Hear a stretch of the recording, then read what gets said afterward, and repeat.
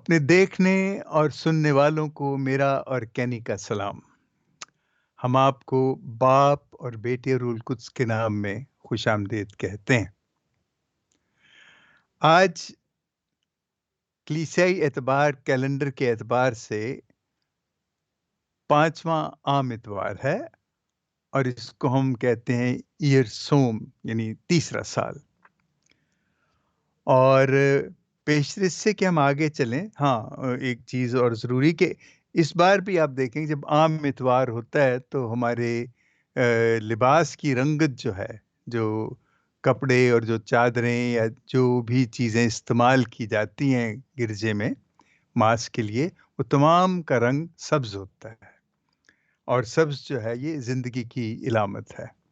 और आम इतवार, जैसे मैं हमेशा कहता हूँ, ये आम नहीं, ये बड़ा ख़ास इतवार होता है क्योंकि उसमें यीशु खुद हमसे मुखातिब होता है। तो हम पहले बाइबल्स ले आएँ अपनी और हम तिलावतें देखें कि आज की तिलावत क्या है, और फिर हम इंजील पढ़ के तो हम फिर बातचीत करेंगे।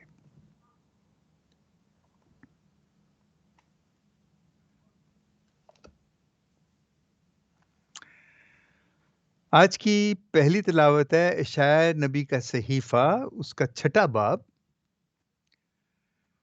पहली और दूसरी आयत और तीसरी से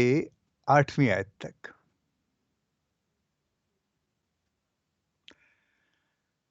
ज़बूर 138 या पूरा पढ़ लें, इससे कोई फ़र्क नहीं पड़ता। वैसे 1 से 5 है और 7 से 8 है आयात, लेकिन हम इसे पूरा ही पढ़ते हैं। और दूसरी तिलावत जो है वो पहला करंथियों,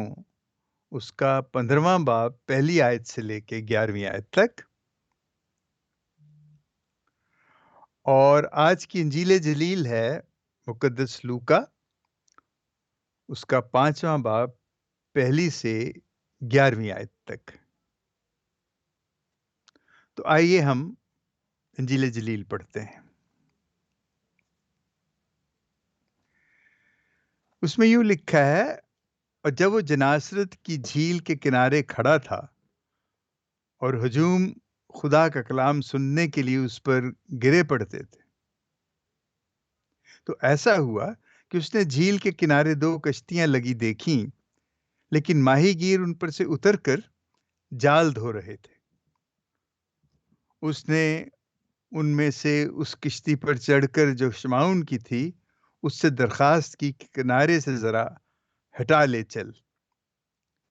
और वो बैठकर हजूम को कश्ती पर से तालीम देने लगा। और जब कलाम कर चुका तो शमाउन से कहा कि गहरे में ले चल और तुम शिकार के लिए अपने जाल डालो। शमाउन ने जवाब में कहा कि ऐ उस्ताद, हमने सारी रात मेहनत की मगर कुछ हासिल ना हुआ, लेकिन तेरे कहने से जाल डालूंगा। और जब उन्होंने ये किया तो मछलियों का बड़ा गौल घेर लिया और उनके जाल फटने लगे। तब उन्होंने अपने शुरका को, जो दूसरी कश्ती पर थे, इशारा किया कि आओ हमारी मदद करो। वो आए और दोनों कश्तियां ऐसी भर दी कि डूबने लगी। शमौन पतरस ने ये देखकर यीशु के पांव पर गिरकर कहा,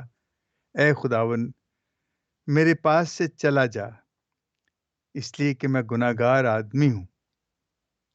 क्योंकि इस माहीगीरी के सबब जो उन्होंने की थी, वो और उसके सब साथी नहायत हैरान हुए।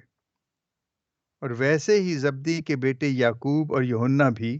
जो शमाउन के शरीक थे। तब यीशु ने शमाउन से कहा, मत डर, इस वक्त से तू आदमगीरी करेगा। वो कश्तियों के किनारे पर ले आए और सब कुछ छोड़कर उसके पीछे हो लिए। अंजील जलील के वसीले से हमारी खताएं मुआफ की जाए। ए मसीह, तेरी सिताइश हो। देखिए, आज की जो अंजील जो हमने पढ़ी है, इससे आपको तो साफ पता लगता है कि कैसे यीशु पतरस को और उसके जो साथी हैं ان کو اپنا شاگرد بناتا ہے۔ یہ لوکا کی انجیل جو ہے، اس کی جو خاص بات یہ ہے کہ اس میں نام، جگہیں اور وقت وغیرہ بڑے ترتیب سے، بڑے دھیان سے لکھا جاتا ہے، اس لیے کہ جیسے میں نے پہلے بھی آپ سے عرض کیا کہ لوکا وہ ایک حکیم تھا، ایک ڈاکٹر تھا، تو اس لیے وہ ہر چھوٹی تفصیل، تمام تفصیلات جو ہیں ان کو بڑے غور سے، بڑے دھیان سے تحریر کرتا تھا۔ اور جو سب سے عجیب بات ہے، لوکا نے یسوع کو کبھی نہیں دیکھا تھا۔ لوکا جب فلسطین میں آیا تو یسوع آسمان پر جا چکا تھا، لیکن لوکا اس کے شاگردوں کو ملتا ہے، ان لوگوں کو ملتا ہے جنہیں یسوع ملا تھا، جن سے یسوع کی ملاقات تھی۔ دراصل لوکا جو ہے یہ پولوس رسول کا بڑا گہرا دوست اور بڑا درینہ، بہت پرانا دوست ہے، اور اس کے ساتھ ہی سارا وقت اس نے گزارا ہے۔ اور مزیداری کی بات یہ ہے کہ یہ جو لوکا کی انجیل ہے، یہ لوکا کی انجیل ختم نہیں ہوتی، یہ رسولوں کے اعمال جو ہیں وہ لوکا کی انجیل ہی کا، آپ یوں سمجھیں کہ اسی کو آگے بڑھایا گیا ہے، اور وہ بھی لوکا نے ہی، جو رسولوں کے اعمال ہیں وہ بھی لوکا نے تحریر کی تھی۔ اور لوکا کے بارے میں دو چیزیں ہیں، ایک تو وہ یونانی تھا، اور دوسرا یہ وہ واحد غیر یہودی ہے جس کا بائبل میں کوئی حصہ ہے۔ لوکا کی جو انجیل ہے وہ لوکا نے لکھی ہے، اور لوکا غیر یہودی تھا، اور یہ واحد انجیل ہے جو ایک غیر یہودی نے لکھی۔ باقی تمام پوری بائبل جو ہے وہ اس کے لکھنے والے یہ اسرائیلیوں میں سے تھے۔ اب آج کی جو انجیل ہے، اس کی جو خاص بات جو میں آپ سے کہنا چاہوں گا کہ اس سے تو آپ یہ دیکھ ہی رہے، لیکن آج ایک جو خاص بات اس کی یہ ہے کہ پترس نے یسوع کو پہلے بھی دیکھا تھا، اور اس نے اپنے بھائی اندریاس سے سنا بھی تھا، کیونکہ اندریاس جو ہے یہ جب یسوع کا بپتسمہ ہو رہا تھا یوحنا کے ہاں، تو یہ وہاں موجود تھا، کیونکہ اندریاس یوحنا کا شاگرد تھا۔ تو اس حوالے سے یسوع کو تھوڑا بہت یہ جانتا تھا، لیکن آج جب اس کی کشتی پہ بیٹھ کے لوگوں سے جب گفتگو کر رہا تھا تو اس نے کچھ اس کو اور جانا، اور اس کو پتہ لگا کہ یہ، کیونکہ یسوع ظاہر ہے کہ جب یسوع لوگوں سے گفتگو کرتا تھا، ایک تو وہ انجیل کی خوشخبری، محبت کی بات کرتا تھا، گناہوں کی معافی کی بات کرتا تھا، توبہ کی بات کرتا تھا، اور اس کے ساتھ ساتھ یہ بھی کہ وہ جو معجزے کرتا تھا، اور یہ کہنا کہ جا تیرے گناہ معاف ہوئے، یہ کوئی عام بات نہیں۔ توبہ کرتے تھے لوگ کہ خدا ان کے گناہ معاف کریں، اور یسوع کہتا تھا جا تیرے گناہ معاف ہوئے، اور تیرے ایمان نے تجھے اچھا کیا۔ یہ چیزیں جو ہیں یہ پترس دیکھ رہا تھا، نوٹ کر رہا تھا، اور اس سے اب جب یسوع بات چیت کر چکا تو اس نے کہا کہ گہرے میں لے چل،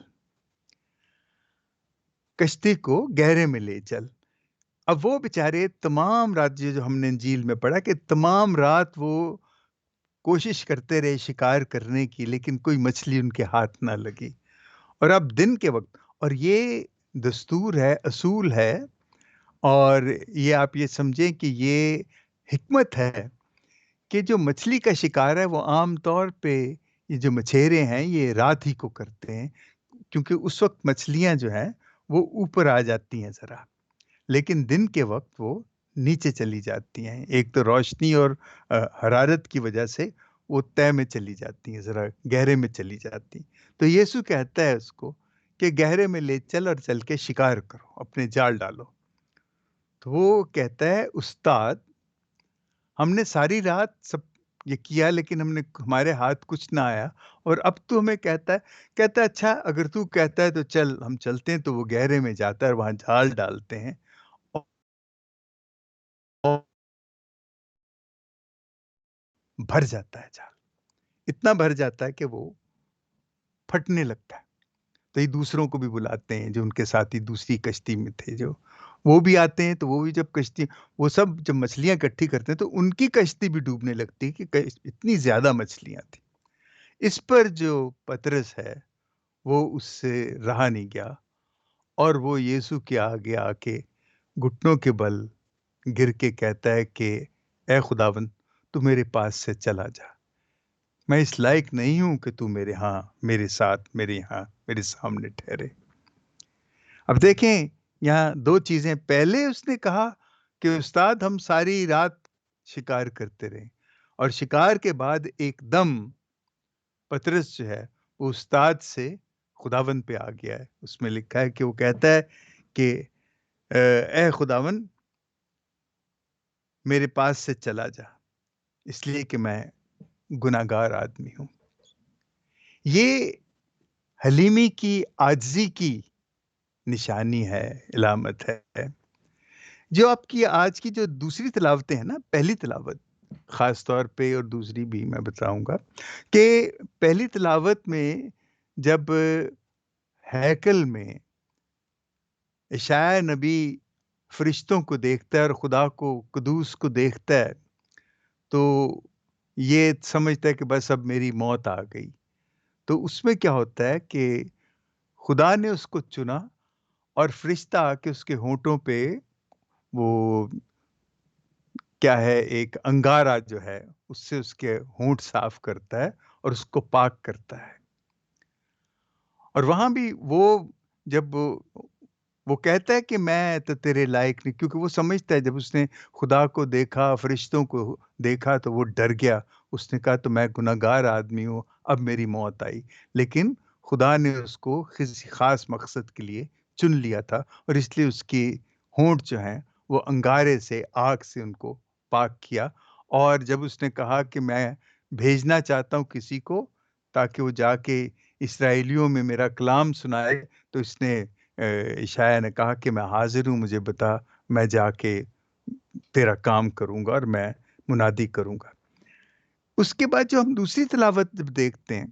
تو اس میں پولس رسول جو ہے وہ اپنے ساتھیوں کو اور کرنتھیوں کی جو کلیسیا ان کو وہ بتاتا ہے کہ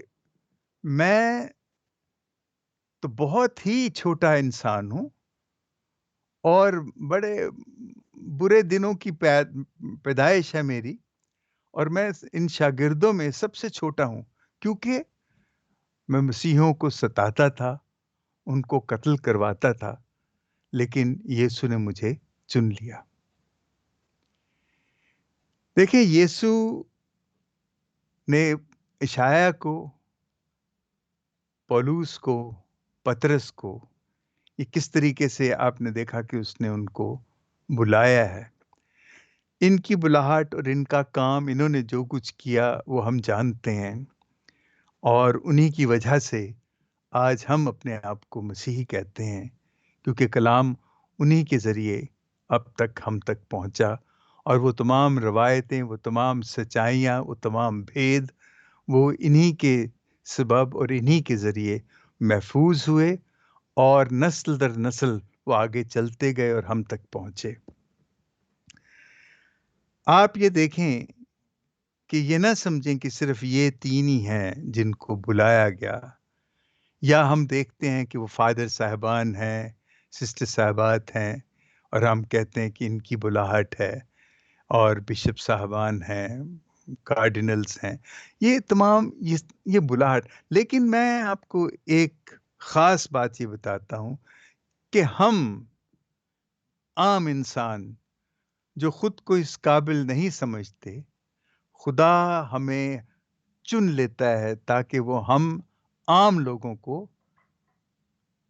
یا یہ کہ جو کہتے ہیں کہ ہم قابل نہیں ہیں، ہم لوگوں کو اٹھا کے قابل بناتا ہے. یہ بہت قدرت کی بات ہے. ہم سب جو ہیں، کوئی بھی انسان ایسا نہیں ہے جس کی کوئی خاص بات ہے. خدا نے اس شخص کو بنایا ہے، چاہے وہ آدمی ہے، وہ عورت ہے، کہ اس کو ایک خاص چیز اسے ودیت کی گئی ہے، یا خاص اسے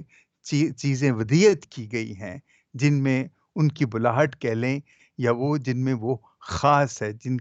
جن میں وہ قابل ہے۔ اب یہ ہے کہ ہم کہتے ہیں کہ جی وہ جو دنیا میں اتنی بدی اور اتنے بد لوگ ہیں، اتنے برے لوگ ہیں، وہ کیسے اگر سب میں اچھی چیزیں ہیں؟ وہ اس لیے کہ دیکھیں یہ ہے خدا کی قدرت بھی یہ ہے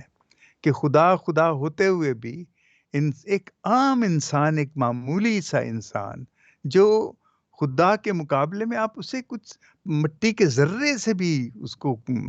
تشبیہ نہیں دے سکتے، اس کی برابری نہیں کر سکتے کہ وہ اس کی مرضی میں کبھی مداخلت نہیں کرتا، کیونکہ جب اس نے اس کو تخلیق کیا تو اس نے اس کو آزاد مرضی دی۔ اور وہ یہی تو خوبصورتی ہے کہ جب خدا جانتا تھا کہ آدم گناہ کرے گا تو اس نے انسان کو کیوں بنایا؟ خدا چاہتا تھا کہ وہ کوئی ایسی چیز ہو کہ جس کو نہ کوئی لالچ ہو، نہ کوئی ڈر ہو، بس وہ مجھ سے محبت کرے کہ میں نے اسے محبت سے بنایا ہے۔ اس کے پاس آزاد مرضی ہونے کے باوجود اس کی تمام تر توجہ، تمام تر اس کا جو شوق، تمام تر جو اس کی لگن ہے وہ میری طرف ہو۔ لیکن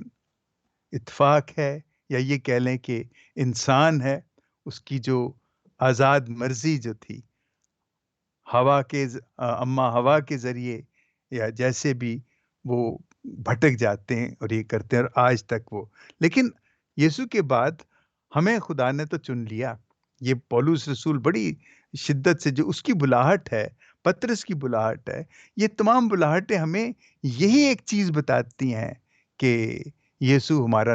خدا نے یہی منصوبہ بنایا تھا نجات کا، اور یسوع کے ذریعے ہمیں نجات دلائی۔ اور وہ جو دیکھیں ایک چیز اور یاد رکھیں آپ،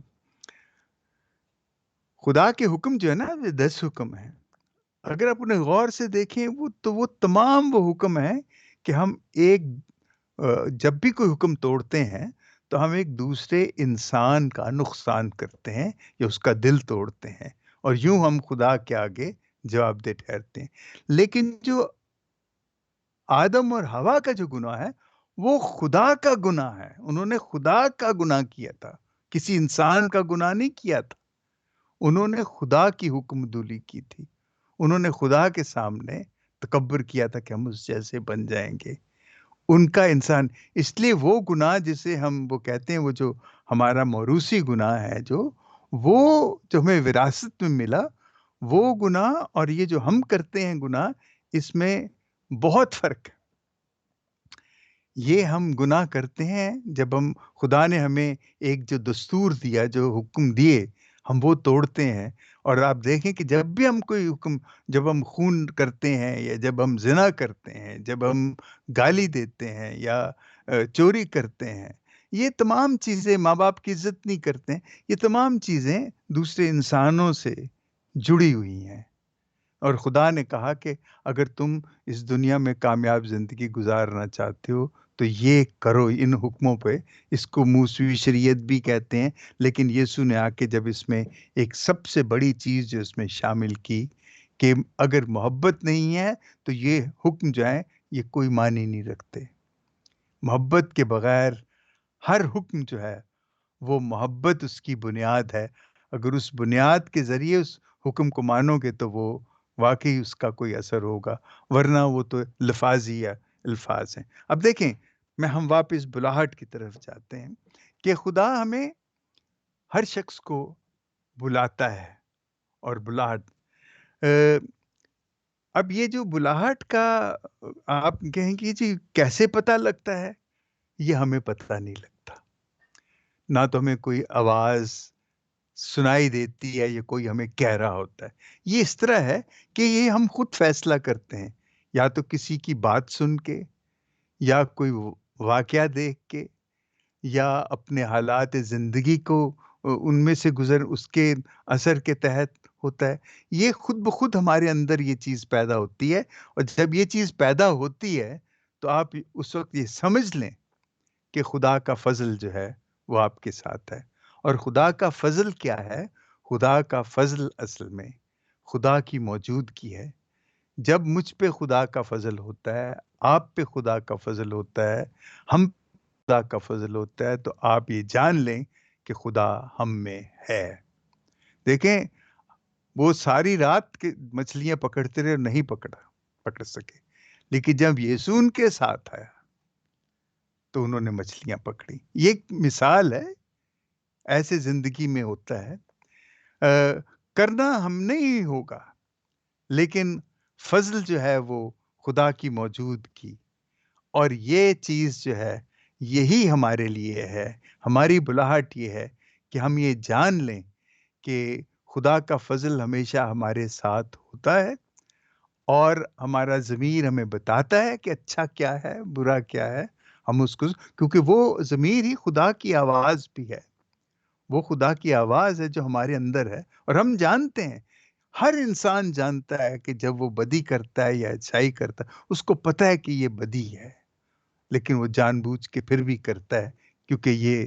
ہماری کمزوری ہے، ہماری فطرت ہے۔ لیکن خدا کا فضل جو ہے وہ یہ ہے کہ خدا ہمارے ساتھ ہوتا ہے، اور جب ہمارے ساتھ ہوتا ہے تو سب کچھ ہو جاتا ہے، سب کچھ ہوتا ہے، خود بخود ہوتا ہے، ہمیں نہیں پتا وہ کیسے ہوتا ہے۔ اور بلاہٹ یہ ہے کہ جب بھی آپ محبت میں لبریز ہو کے قربانی کے جذبے کے لیے تیار ہو گئے، تو آپ سمجھ لیں کہ یہی آپ کی بلاہٹ ہے۔ آپ کی بلاہٹ یہی ہے کہ جب آپ محبت کے جذبے میں ڈوب جاتے ہیں، اس کو محسوس کرتے ہیں، اس سے متاثر ہوتے ہیں، تو خدا کا فضل آپ میں متحرک ہوتا ہے، اور آپ کسی کے لیے قربانی دینے کے لیے، کسی کے لیے کچھ کرنے کے لیے، کسی کو تسلی دینے کے لیے، وہ آپ جب کرتے ہیں تو آپ جان لیں کہ یہ آپ کی بلاہٹ ہے۔ اور دیکھیں، بلاہٹ کا مطلب یہ نہیں کہ آپ مسلسل ایک ہی چیز کرتے چلے جائیں۔ بلاہٹ مختلف چیزوں کی مختلف اوقات میں بھی ہو سکتی ہے، لیکن اچھے کام کے لیے، محبت کے لیے، نیکی کے لیے، خدا کو، خدا کی پہچان کرنے اور کروانے کے لیے، یہ دونوں چیزیں، خدا کو جاننا، خدا کو دوسروں سے متعارف کروانا، اس کی پہچان کروانا، اور پھر خدا کی، خدا کے وجود کا تجربہ کرنا، اس کے فضل کو محسوس کرنا، اور یہ ہے، یہی ہماری بلاہٹ ہے۔ اور ہم عام زندگی میں یہی، اگر ہم ایسے کرتے رہیں گے تو زندگی میں ہمارا معاشرہ ہے، یہ چیزیں جو آہستہ آہستہ یہ تبدیل ہوں گی۔ یہ جان لیں کہ خدا ہمارے ساتھ ہے، اور جب وہ ہمارے ساتھ ہے تو اس کا فضل ہمارے ساتھ ہے، اور جب اس کا فضل ہمارے ساتھ ہے تو ہم ہمیشہ اچھائی اور نیکی کرنے کی طرف، محبت کے ذریعے ہم کسی کو اس کی خدمت یا جو بھی ہے، جو اچھائی کرنے کے لیے جب ہم ہاتھ بڑھاتے ہیں، تو یہ ہماری بلاہٹ ہے۔ اور اسی کے لیے میں خدا سے ہمیشہ دعا کرنی چاہیے کہ خدا اپنا فضل جو ہے، جب ہم کہتے ہیں اپنا فضل، تو اصل میں ہم کہتے ہیں کہ خدا ہمارے ساتھ رہے، ہم میں رہے، یہی ہماری دعا ہونی چاہیے۔ اور میں بھی یہ سوچتا ہوں کہ آپ اور ہم سب اس خدا کی اس بڑی برکت سے، اس کے اس فضل سے ہمیشہ فائدہ اٹھاتے رہیں، یا اس سے ہم پھلدار ہوتے رہیں۔ آمین۔